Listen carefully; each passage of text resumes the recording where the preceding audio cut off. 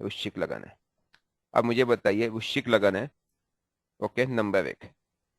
इस समय इस समय दो प्लैनेट अनकंफर्टेबल जा रहे हैं। कौन कौन से दो प्लैनेट है? मंगल और सन। मंगल और मंगल सूर्य। और सूर्य। सूर्य। दोनों कौन से तत्व के प्लैनेट है? अग्नि। अग्नि। अग्नि तत्व। तो अग्नि तत्व क्या पता है? आपकी आंखें हैं। याद करो जो क्लास हमने ओके। बीच में लिया था, कौन सी, लास्ट वीक की, हाँ सर। हमने चर्चा की थी। ज्ञान, ज्ञानेंद्रिया और कर्मेंद्रिया। कुछ याद आ रहा है? जी हाँ जी हाँ जी सर, बिल्कुल। तो वी नीड टू अंडरस्टैंड कि कोई भी चार्ट आपको डिफाइन करते समय वो पावर को डिनोट करता है। अब आपके जो इन लॉज है, 8 नंबर का लगन है, ठीक है। जी और क्योंकि 8 नंबर का लगन है, तो 4 नंबर यहाँ हुआ। भाग्य जी। भाव में मंगल ने ट्रांजिट किया है। हम्म। दूसरी तरफ 12th हाउस में सूर्य का ट्रांजिट हुआ है। ठीक है, यही हुआ ना जी। 7 जी। सूर्य का जो ट्रांजिट है यहाँ पे हुआ है, जी मार्स का सर। ट्रांजिट यहाँ पे हुआ है। जी सर। ओके, 8 नंबर की कुंडली बनती है ये। हम्म। ओके, अब इसमें मेन रोल उनकी दशा प्ले का, दशा कौन सी है? सर दशा तो नहीं, खैर मुझे ध्यान नहीं है। क्योंकि मैम, मैंने बस थोड़ी थोड़ी कुंडली याद है, मुझे इतना मैं अच्छे मैं से याद मैं नहीं है बस। मैं फिर बताऊंगा मैम। जी। बिना दशा हम्म। के चार्ट देखना बेईमानी लगती है मुझे। जी सर। हाँ, किसी चार्ट में जैसे लग्नेश बहुत पूरी तरह से पिटा हुआ है, तो हमें समझ में आ जाता है कि अब लग्नेश पिटा हुआ है, हेल्थ समस्या है, मतलब लग्नेश को दिक्कत है, लग्नेश को उपाय करना ही हम्म। पड़ेगा। मानसिक हम्म। तनाव है, मून को देखना पड़ेगा, जलते उतर देखना ही पड़ेगा। ठीक है। अब हम्म। जब आप आंखों की बात करते हो, तो मेरी दो आंखें कौन सी है? भाव पॉइंट ऑफ व्यू से ये दो सेकंड आंखें, हाउस। सेकेंड हाउस और second and twelfth. 12th house, ये आपकी ट्वेल्थ। दो आंखें मैम। यू नीड टू जी। Understand that. अभी इन दो आंखों के हम्म। जो कारक प्लैनेट है, आंखों के कारक प्लैनेट दो कौन से हैं? सूर्य। सन एंड मून। ठीक है, सन तो सही कह रहे हो आप। दूसरा? मून। ठीक है। मून तो नहीं है सर। और कोई कुछ बोलना चाहेगा? सर वीनस है जो आंखों की रोशनी के लिए। वीनस। वीनस। ठीक है जी।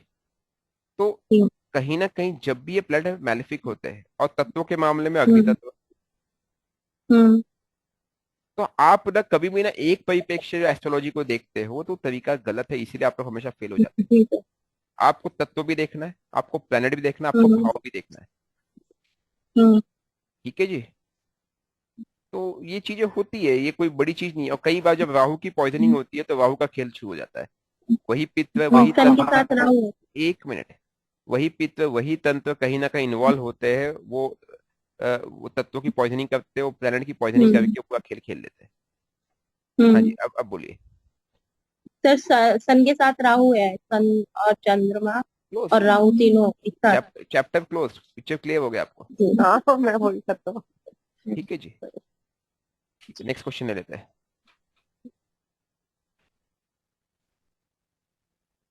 बोलिए, सर नेक्स्ट मेरा क्वेश्चन। दशा पे एक क्वेश्चन था।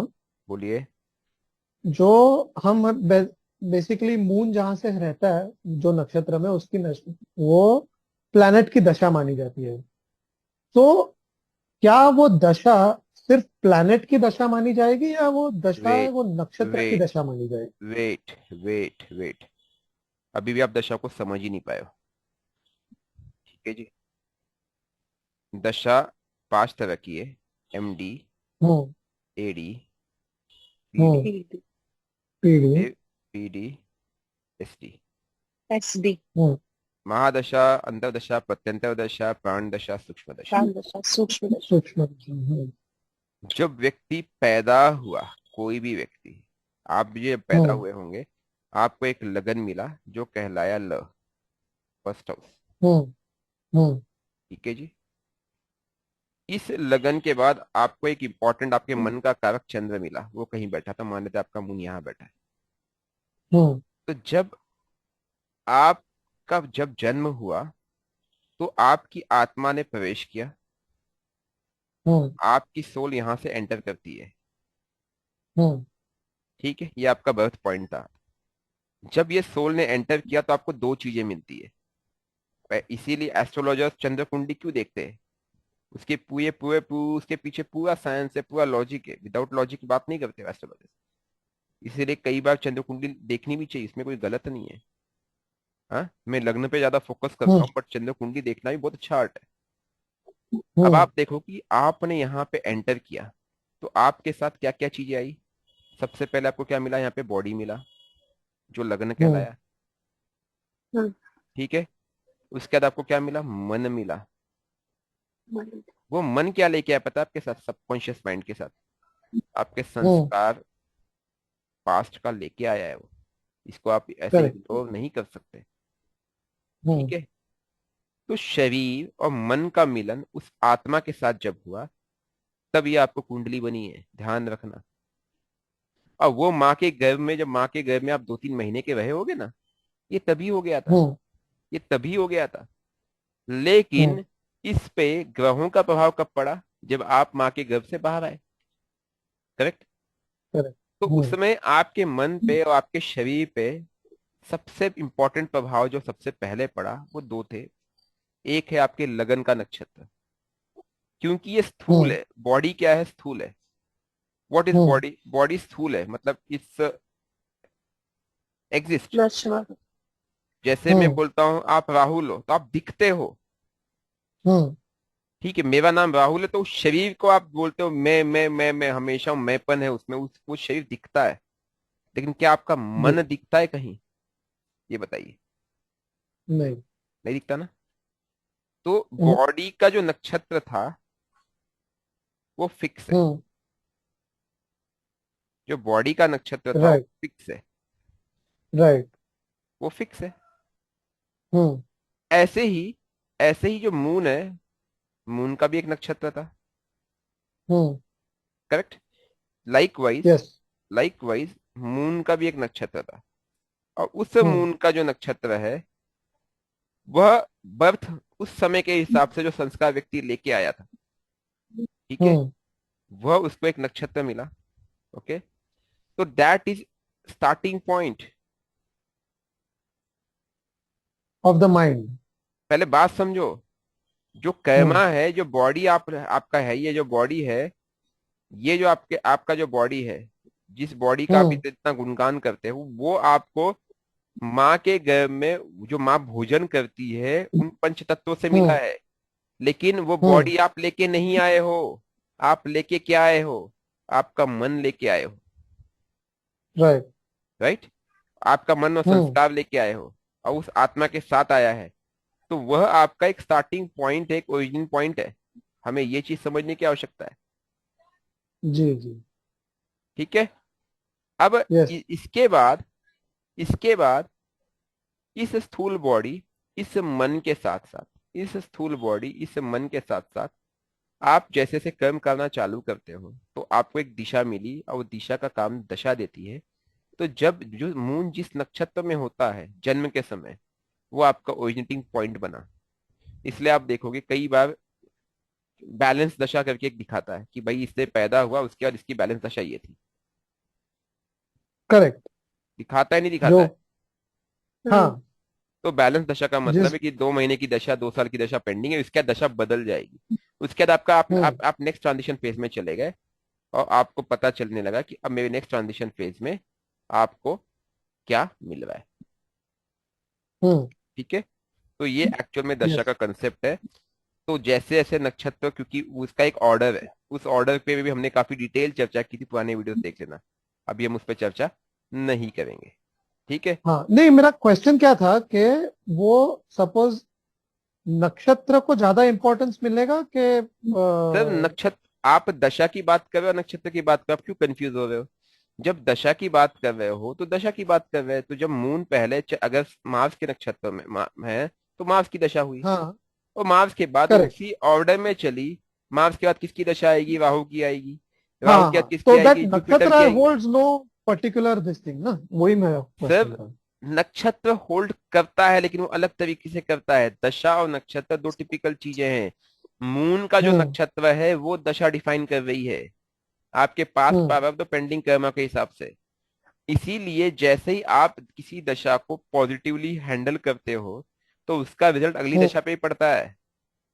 हमें समझ नहीं पाते हैं, क्योंकि आप जो पास्ट पावर लेके आए हो, मन प्लस संस्कार, वो उसके अंदर परिवर्तन लेके आ गया है। हम्म समझ गए? Understood understood. और जो नक्षत्र की बात कर रहे हो, वो तो थंब रूल है ही है कि हर प्लेनेट का एक नक्षत्र होगा, हर ट्रांजिट का एक हम्म नक्षत्र होगा, वो तो चलता ही रहेगा। हम्म हर तत्व का एक नक्षत्र होगा, वो तो चलता ही रहेगा। आज आप धरती पे हो, इसीलिए जल तत्व का इतना इंपॉर्टेंस है। हो सकता है आप किसी और प्लेनेट पे जाओगे तो किसी और तत्व की इंपॉर्टेंस बढ़ जाएगी। Hmm this is a harsh fact we need to understand. ठीक है जी? Yes clear? Yes yes. ठीक है जी, नेक्स्ट क्वेश्चन ले लेते हैं quickly. It has got stuck somewhere, I don't know. बताइए। कभी भी ध्यान रखना, आपके जीवन में जो रोल प्ले कर रहे हैं, ये तत्व प्ले कर रहे हैं, ये प्लेनेट प्ले कर रहे हैं, लगन प्ले कर रहा है, मून प्ले कर रहा है, दशा प्ले कर रहा है। Picture clear? हम्म ये सुख दुख सब कुछ सापेक्ष है। Nothing is permanent in this world. Nothing मतलब नथिंग। यस पर हम सर सारे कर्म करते हैं, जो भी करते हैं वो हम अपने मन के नक्षत्र के अकॉर्डिंग करते हैं। लग्न शरीर के नक्षत्र से हम क्यों नहीं करते हैं सर? मैम शरीर स्थूल है ना मैम, वो तो माँ के गर्भ से अच्छा, मिला, वो वो इस वजह पास से। से थोड़ी लेके आए हम लोग। मैं अभी वही अच्छा, तो उस समझा रहा था। नक्षत्र। वो तो हम्म। फिक्स है, वो तो मैम तत्व है, वो तो यहीं यहीं पे लिया, यहीं छोड़ दिया। उसको सुख दुख उसी को अच्छा। तो मिल रहा है मैम, हम उसी को तो सुख दुख में बांध रहे ओके। हैं। हम इसी को तो अपना जीवन समझ ओके। बैठे हैं, जो कि अंत होने वाला है। आप जब पर काया प्रवेश करते हो तब भी आप शरीर को छोड़ के जाते हो मैम, शरीर को लेके नहीं जाते हो। ध्यान रखना इस बात को। हम्म। ठीक है? टाइम ट्रेवल भी करोगे ओके। तब भी ये बॉडी नहीं आएगी।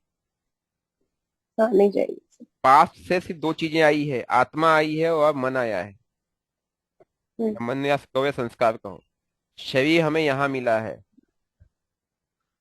हमारी प्रॉब्लम ये हो गई कि जो पास्ट से आई है हम उसे भूल गए, हम आत्मा को ही भूल गए, मून को ही भूल गए। इसलिए तो आत्मा और मून का जो कंजंक्शन है, सन और मून के कंजंक्शन को ही तो राहु केतु कहते हैं। अब आपको पिक्चर क्लियर हो यस गई? सर। हाँ सर, अब ये शरीर तो हमें केवल कर्म करने के लिए मिला हुआ है। जी। ठीक है जी? जी सर। ये शरीर हमें केवल कर्म करने के लिए मिला हुआ है, कि हम उस आत्मा और मन को किस तरह से दिशा दे सके, उनकी शुद्धि कर सके। ओके? हमारे जीवन का और उद्देश्य प्राप्ति के लिए ही हमें ये शरीर मिला है। इस मून को डिटॉक्सिफाई करने के लिए, उस आत्मा को, उस सोल को दिशा देने के लिए ही हमें शरीर मिला है। हम ऐसा कर नहीं पा रहे, बात अलग है। और यही कारण है कि कहीं पे भी लग्न की चर्चा नहीं की जाती है शास्त्रों में, अपार्ट फ्रॉम हेल्थ इश्यूज। हम्म। हमेशा हाँ मन जी। मन की बात की जाती है और आत्मा की बात की जाती है। ठीक जी है? Sir. This is how science